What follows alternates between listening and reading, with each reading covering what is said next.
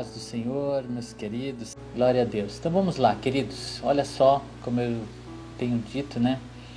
Estudar os profetas tem sido assim muito rico, né? Entrar um pouco na vida dos profetas e buscar aqui um pouco da essência desses homens de Deus aqui que marcaram a história, né? E hoje nós vamos falar aqui sobre este profeta de Deus.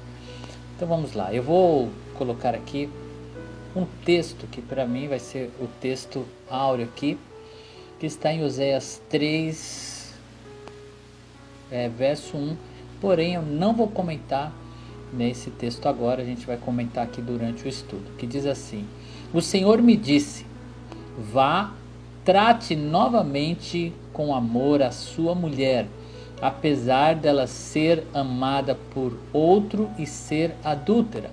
Ame-a como o Senhor ama os israelitas, apesar de eles se voltarem para outros deuses e de amarem os bolos sagrados de uvas passas.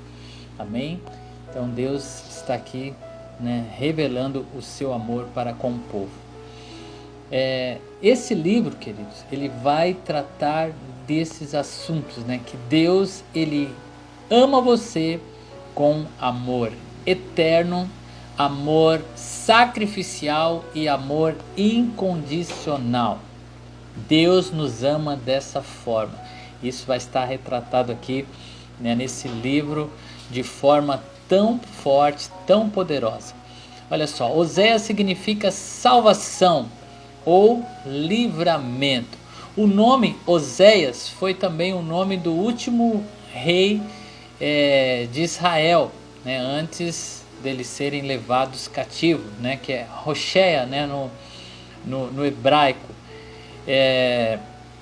Oséias também era o antigo nome de Josué. Josué, né, que sucedeu Moisés, levou o povo a conquistar a terra. O seu nome era Oséias e Moisés mudou o nome, né, de Josué, né, que era Oséias, para Josué. Então passou a ser de salvação, né, que é o significado desse nome. Josué significa Deus é a salvação. Então ele acrescentou, né, creio que Moisés, sabendo que Josué seria um homem, né, que conduziria a nação, ele tomou esse cuidado de mudar o seu nome para dizer, olha, a salvação não é Josué, Deus é a salvação. E interessante porque esse nome, né, Josué, é o que no grego, né, nós chamamos de Jesus. O nome de Jesus e Josué é o mesmo. Josué no hebraico e a tradução para o grego é o nome Jesus. Só uma curiosidade aí, né? Embora não se conheça muito sobre esse profeta, né, Oséias é o profeta que mais conhecemos os detalhes da sua vida, né, que a Bíblia fala mais da sua vida pessoal. Sabemos que era filho, né, de Beeri e que profetizou para o reino do norte, né, para Israel, como Isaías, né, o seu contemporâneo, que nós falamos aí, né, no encontro passado, né, falamos de Isaías, que profetizou, né, aí para o reino do sul, enquanto Oséias profetizava para o reino do norte, né, ou seja, Israel e Judá.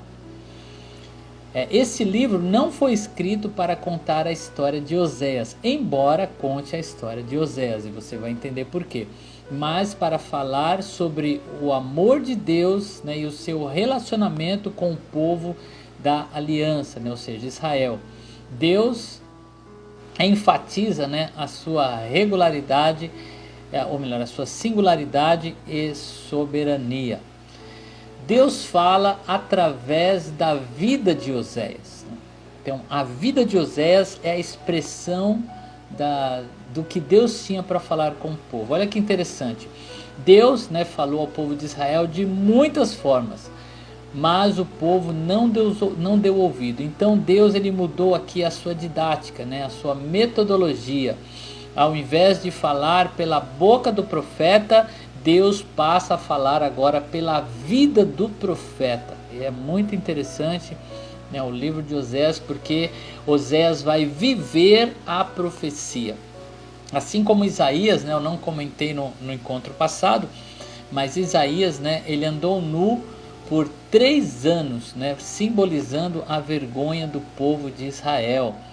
Até conversei com o Rogério depois aqui que a gente terminou o estudo. O Rogério, né, lembrou, né, desse fato que eu não comentei, mas Isaías ele andou nu, né? Jeremias também ele viveu algumas coisas, né, que ele fez, mostrando, né, aquilo que Deus estava falando com o povo. Então alguns profetas eles viviam na pele aquilo que eles falavam, e Oséias viveu isso com a sua vida.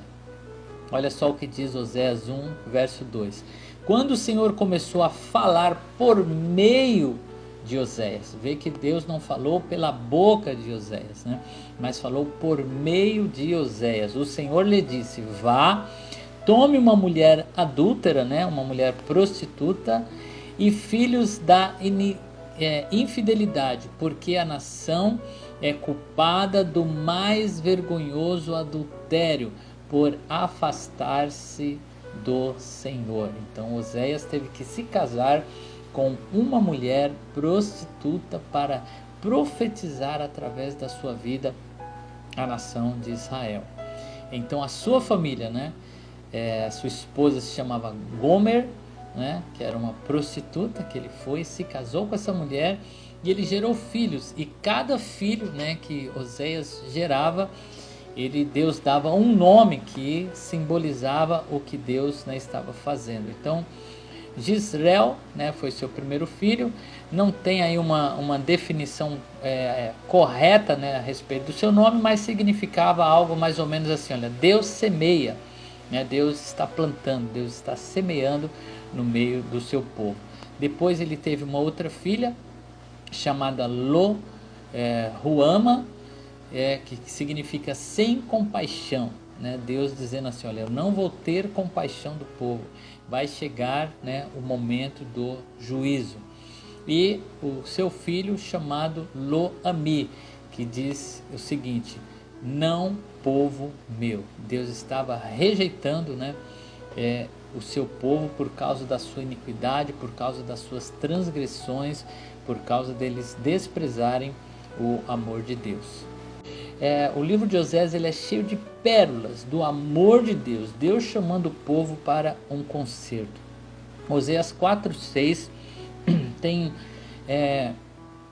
um ensinamento muito poderoso, né, sobre o que nós fazemos quando nós buscamos ao Senhor o conhecimento. Diz assim, ó: meu povo foi destruído por falta de conhecimento, por falta de relacionamento com Deus, por falta de buscar o Senhor. Nós falamos de buscar o Senhor.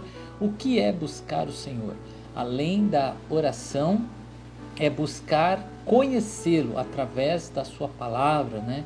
Através daquilo que ele nos deixou como fonte de conhecimento. É interessante que Deus nos abriu a literatura, né? Os escritos foram deixados. Foi a forma que Deus escolheu para se revelar ao mundo, através dos escritos. Por isso eu quero incentivá-lo mais uma vez a ler a palavra do Senhor, a fazer devocionais, fazer uma leitura sistemática da palavra do Senhor. Todo início de ano, né, nós desafiamos os irmãos a se envolverem numa leitura anual da palavra do Senhor. E eu tenho caminhado, né, com alguns irmãos que têm realmente se dedicado a isso. E é impressionante, queridos, como a leitura da palavra de Deus nos transforma. Eu fui resgatado, né, de uma vida longe de Deus quando eu me dediquei a ler as Escrituras. Eu vivia no meio de tanto engano, de tanta coisa errada que eu vivia, mas quando eu comecei a ler a palavra do Senhor, Deus começou a se revelar a mim através da palavra. Por isso eu quero enfatizar: não pereça por falta de conhecimento, porque nós não podemos chegar diante de Deus e falar: Senhor, eu não conhecia, eu não sabia, né? Porque a lei do Senhor, ela vai vir de todo jeito, é igual a lei da gravidade. Não adianta você pular da janela de um prédio alegando não conhecer a lei da gravidade. Você vai se machucar da mesma forma, senão é que vai morrer, né? Então, a lei da gravidade, ela não deixa de atuar para aqueles que desconhecem ela. Então, Deus está dizendo aqui, olha, meu povo foi destruído por falta de conhecimento. Quantas pessoas estão perecendo porque não buscam conhecer o Senhor? Olha só, uma vez que vocês rejeitaram o conhecimento, eu também os rejeito como meus sacerdotes. Uma vez que vocês ignoraram a lei do seu Deus, eu também ignorei seus filhos. Então Deus nos chama aqui, conheça e prossiga em conhecê-lo, como diz a palavra, né? Nós precisamos conhecer o Senhor, então leia a palavra, busque a palavra. Gente, hoje ninguém pode dizer que não tem acesso. Nós temos acesso, né, à palavra, temos acesso a estudo, nós podemos nos aprofundar no conhecimento do Senhor para que não venhamos a perecer. E olha só, Oséias 4:8, falando sobre os sacerdotes. Gente, é interessante o que acontecia nessa época. O sacerdote, né, ele recebia a oferta do povo, e muitas delas eram oferta pelo pecado. Então, quando a pessoa pecava, ele ia lá, levavam o cordeiro, né, que era sacrificado, e o sacrifício, né, depois se tornava o alimento deles, né, se tornava ali um churrasco, né, que eles faziam e comiam do alimento, simbolizando que Cristo viria e nós nos alimentaríamos dele. Por isso que simbolicamente, né, nós comemos o pão na ceia, lembrando o corpo de Cristo. Jesus disse isso, né, aos seus seguidores, dizendo: aquele que não come, né, da minha carne, né, e não bebe do meu sangue, não é digno de mim, não tem parte comigo. Ele estava dizendo algo simbólico, né? Nós nos alimentamos do Senhor Jesus Cristo. Ele é a palavra que se fez carne e habitou entre nós. Porém, olha o que estava acontecendo.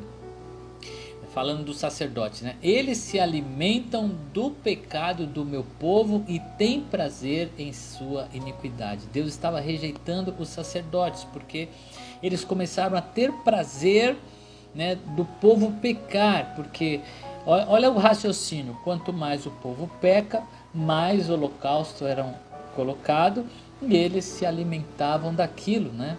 Ou seja, eles começaram a ter prazer no povo, porque com isso eles se alimentavam. E isso, contextualizando, né, é a mesma coisa da época que estamos vivendo, uma época da pandemia, né, que ao invés das pessoas se voltarem, né, para socorrer as pessoas, quantos estão tirando proveito disso para lucrar, né, com com essa doença, né, com a recuperação, com tantas coisas, né? Não que seja errado, né, a pessoa lucrar, mas ter prazer em ver as pessoas adoecerem, porque fala assim, não, quanto mais pessoas doentes tiver, mais medicamento eu vou vender, né, mais álcool gel, mais máscaras, né? Não é errado fazer isso, errado é você ter prazer nisso. Foi o que aconteceu com os sacerdotes. Eles começaram a ter prazer na iniquidade do povo porque eles se alimentavam disso. Oséias 5,15 fala sobre o arrependimento, né? Deus chamando o povo ao arrependimento. Então voltarei ao meu lugar até que eles admitam a sua culpa, ou seja, até que eles se arrependam. Deus disse, eu vou ficar distante até que eles venham e se arrependam do que fizeram. E eles buscarão a minha face em sua necessidade, eles me buscarão ansiosamente. Deus muitas vezes permite, né, que venha o sofrimento, a dor, para que as pessoas se despertem para Ele, se voltem para Ele. Esse é o momento que era para a humanidade inteira estar aos pés do Senhor, dizendo, Senhor, nós precisamos de Ti, estamos carentes de Ti, sentimos, ó Pai, a dor da nossa miséria, né, do nosso pecado, e então se voltar para o Senhor em arrependimento. Oséias também profetizou, né, sobre Jesus Cristo. Olha só, Oséias 6, 1 e 2. Venham, voltemos para o Senhor. Ele nos despedaçou, mas nos trará cura. Ele nos feriu, mas sarará as nossas necessidades. O Senhor nos abate, né, para que nós possamos ser curados. É isso que Paulo fala lá na segunda carta aos Coríntios, né, quando ele diz que o povo, né, foi entristecido, aquela igreja, com a sua primeira carta, 1 Coríntios 1, né, quando Paulo repreende o povo, mas foi uma tristeza que gerou neles arrependimento. Então abriu-se a ferida para que eles fossem curados, para que eles buscassem o Senhor. Então Paulo diz, olha, a tristeza foi uma tristeza da parte do Senhor, porque ela causou em vocês o arrependimento. E olha só o que diz o verso 2: depois de 2 dias, ele nos dará vida novamente. Ao terceiro dia nos restaurará, para que vivamos em sua presença. Está falando aqui da morte e ressurreição de Jesus Cristo, que ao terceiro dia ele ressuscitaria, nos trazendo vida, nos dando condição de estar com ele, de estar na sua presença. Aleluia, poderoso, né?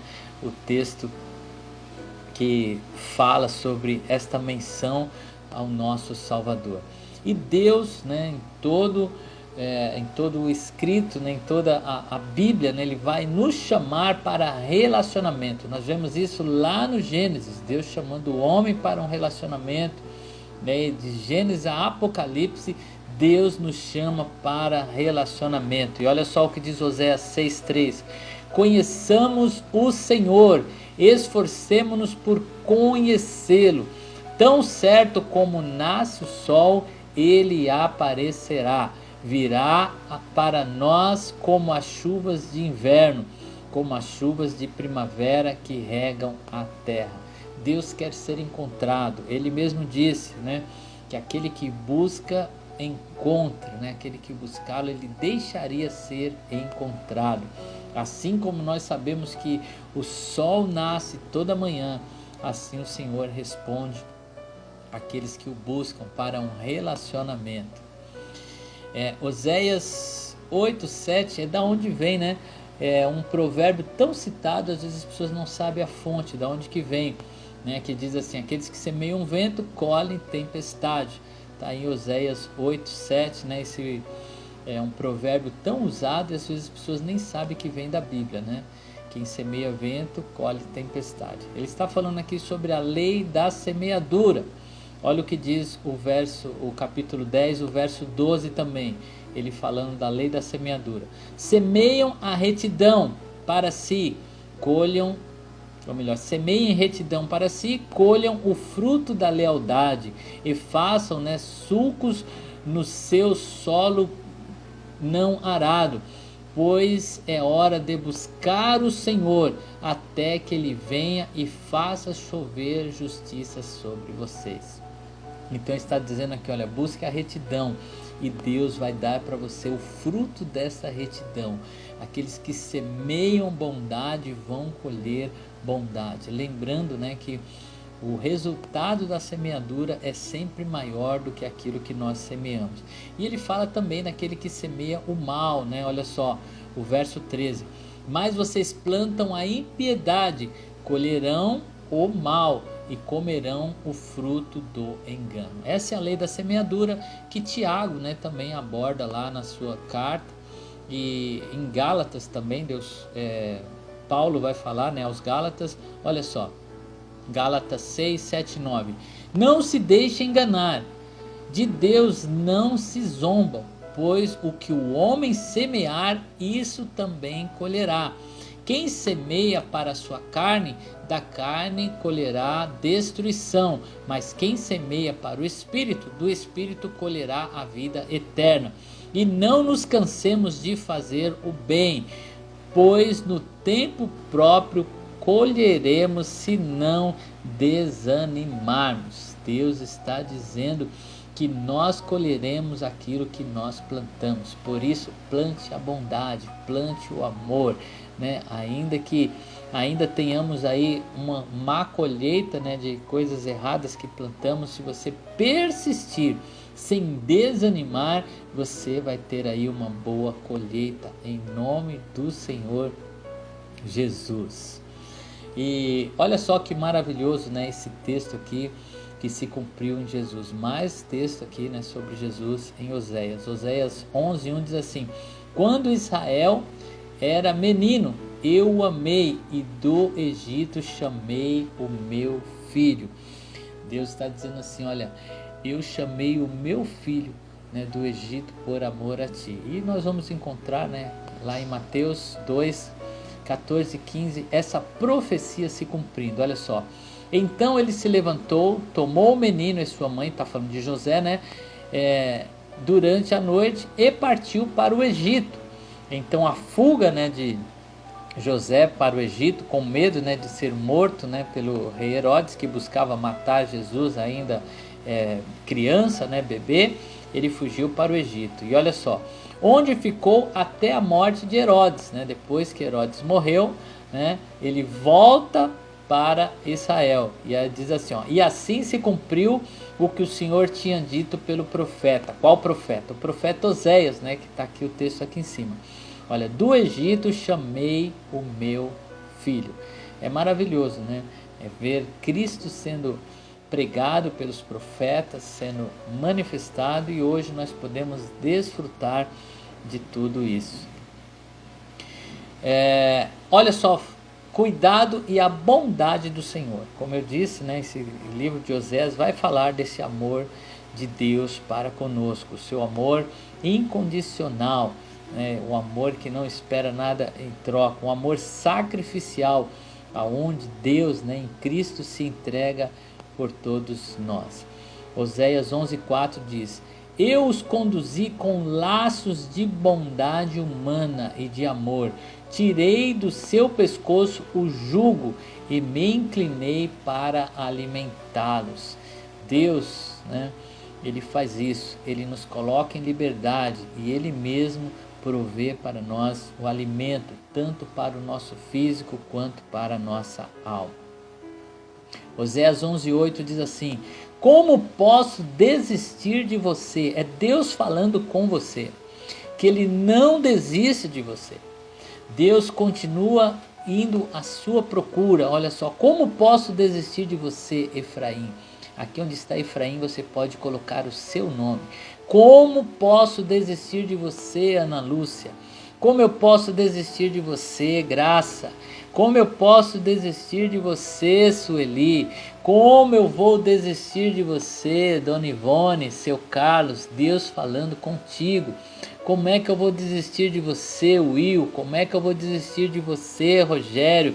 Deus, né, ele está aqui se manifestando. Leci, como é que eu vou desistir de você? Regiane, Juliana, né, como é que Deus desiste? E ele continua dizendo assim: como posso entregar vocês na mão de outros, né? Ó Israel, aqui você também coloca o seu nome nesse lugar. Como posso tratá-lo como tratei Adimá, né? Ou seja, como eu posso tratar você como um estranho? Como posso fazer com você o que fiz com Zeboim, né? Pessoas, nações que foram tratadas, né, com Deus, punidas por Deus.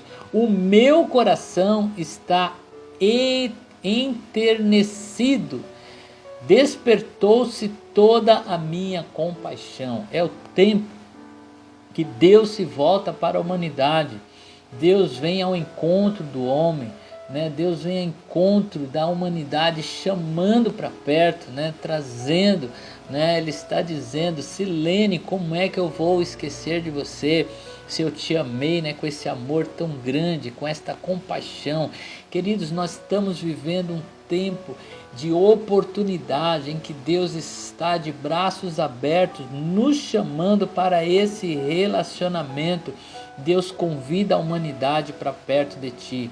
Voltando aqui, gente, Deus ama você com amor eterno, com amor sacrificial e com amor incondicional. E agora, gente, nós vamos chegando ao final aqui. Eu quero trazer uma conclusão, uma aplicação para a sua vida, né? Olha só o que aconteceu.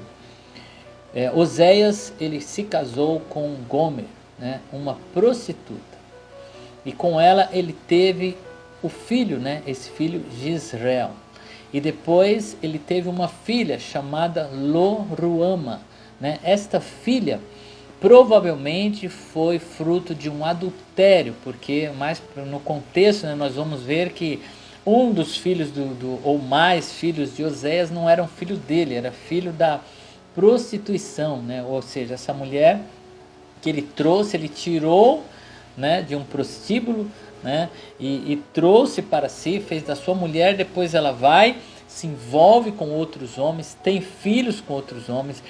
Por fim, né, depois que ele tem o filho, esse Lo-ami, né, ela volta para essa vida, ela abandona Oséias, ela volta para a sua vida de prostituição, simbolizando, né, o que a nação de Israel fez com Deus. Então ela volta, né, e aí ela vira uma serva, né, desse lugar. Então é onde vem esse texto aqui que eu li no início. Olha só que poderoso. O Senhor me disse: vá, trate novamente com amor a sua mulher. Deus estava dizendo para Oséias: você vai atrás dela, você vai lá naquele lugar, lá naquele prostíbulo, né? Você vai buscá-la de novo, né?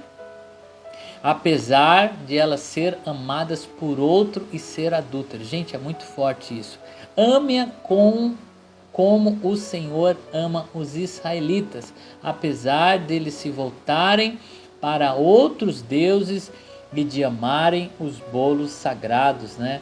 E as uvas passas, né? Que são coisas desses rituais aqui. Então Oséias, ele vai atrás desta mulher. Eu quero achar um texto aqui que já passou, né? Aqui, e eu vou colocar para vocês. E quando Oséias vai, ela não pertence mais a ele, ela deixou ele, agora ela pertence a esses homens, né? Trazendo aqui para um contexto, né, na nossa época, é como se ele estivesse lá com um cafetão, né? A mulher está lá e ela tem que ficar lá. E então olha o que Oséias vai, quando essa mulher já não serve mais, né? As mulheres chegavam um momento que os seus senhores não viam mais condição de lucro, então ela era colocada a leilão, era vendida. E olha só o que acontece aqui, olha só. Oséias, né, ele vai lá e ele compra ela. Ele diz assim, olha: por isso eu a comprei por 180 gramas de prata e 1,5 barril de cevada. Oséias vai lá e compra a mulher que era dele, que ele já tinha resgatado, lhe pertencia, né, mas ela vai embora e agora ele precisa comprá-la de volta, né? E eu lhe disse: você viverá comigo por muitos dias, você não será mais prostituta, nem será de nenhum outro homem, e eu viverei com você. Gente, isso aqui é muito forte. É o que Cristo fez por nós, sendo Ele dono, porque Ele é o Criador, Ele é o dono, né, das nossas vidas. Ele nos criou e mesmo assim nós nos perdemos, fomos ser de outro, né? Nos perdemos no pecado, em nossa iniquidade. Cristo veio nos resgatar, Ele nos comprou de volta, Ele veio e pagou o preço para nos ter de volta. É muito forte, né? Esta mensagem trazida aqui através da vida de Oséias, Deus manifestando o seu amor e dizendo, né, que Ele nos ama e que Ele nos quer com Ele, nos traz de volta para uma convivência com Ele, nos abre a porta, nos abre o caminho. E para fechar aqui, ó, no capítulo 14, que é o último capítulo, né, vamos fechar aqui com esse texto que diz assim: volte, ó Israel, para o Senhor, para o seu Deus. Seus pecados causaram a sua queda. Preparem o que vão dizer e voltem para o Senhor.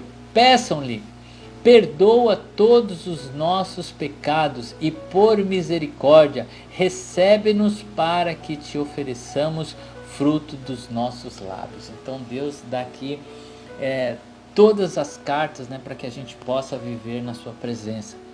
Ele diz até a forma como nós devemos falar com Ele.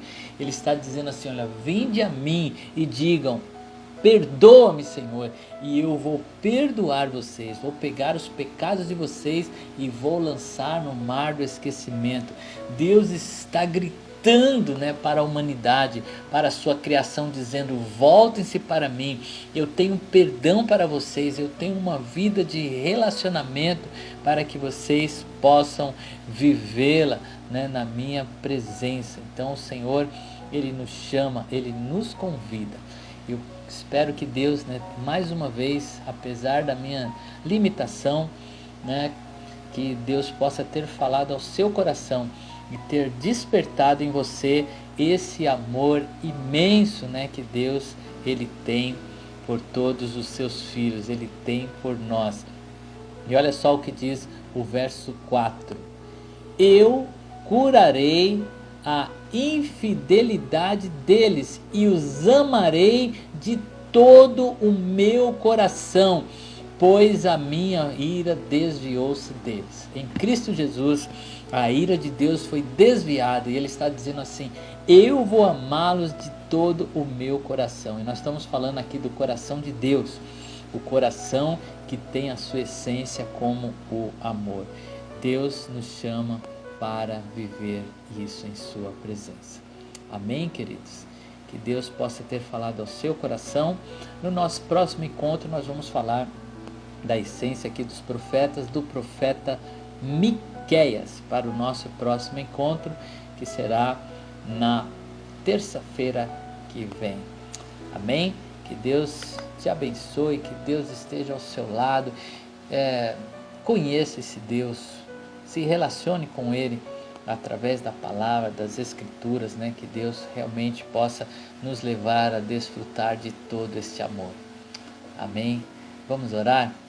Querido Deus, muito obrigado por se manifestar, Senhor, de forma tão impactante.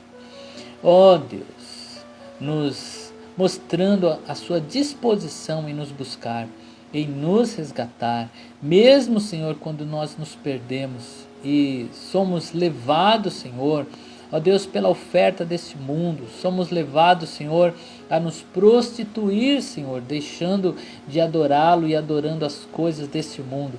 Ainda assim, Senhor, o Senhor nos chama de volta. Ó Deus, a porta está aberta, que não percamos, Senhor, esta rica oportunidade que é oferecida em Cristo Jesus, mas que possamos viver na Tua presença para sempre, em nome de Jesus. Deus te abençoe, em nome do Senhor Jesus.